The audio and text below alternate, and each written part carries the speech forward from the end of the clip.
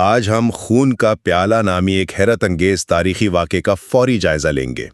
یہ کہانی پیغمبر اسلام کے ساتھی سدی بن اجلان کے سفر کی ہے، جہاں انہیں اپنی ہی قوم سے خون پینے کی عجیب دعوت ملی جو نظریات کے زبردست ٹکراؤ کو دکھاتی ہے۔ پہلا نقطہ اس دعوت کا زبردست کلچر شاک ہے۔ سدی انہیں اسلام کا پاکیزہ طرز زندگی سکھانے گئے تھے، لیکن ایک دن قوم کے لوگ پیالے میں خون پینے بیٹھ گئے اور سدی کو بھی بلایا۔ ذرا سوچیں، آپ کسی کو جینے کا بہترین سلیقہ سکھائیں اور وہ بدلے میں آپ کو خون پیش کر دیں، یہ کتنا عجیب ہوگا نا؟ دوسرا اہم پہلو سدی کا کمال کا پراعتماد انکار ہے۔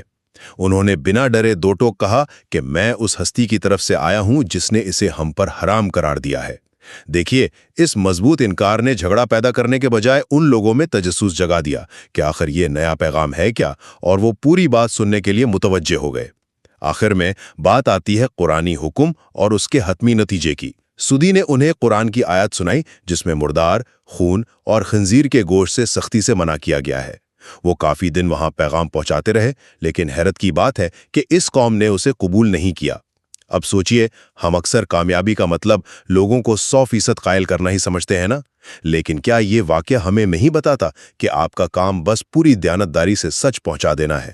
غرض یہ واقعہ ہمیں سکھاتا ہے کہ حق بات کو بے خوفی اور مضبوط دلائل کے ساتھ پہنچانا ہی ہماری اصل ذمہ داری ہے، چاہے اس کا حتمی نتیجہ ہماری توقعات کے بالکل برعکس ہی کیوں نہ نکلے۔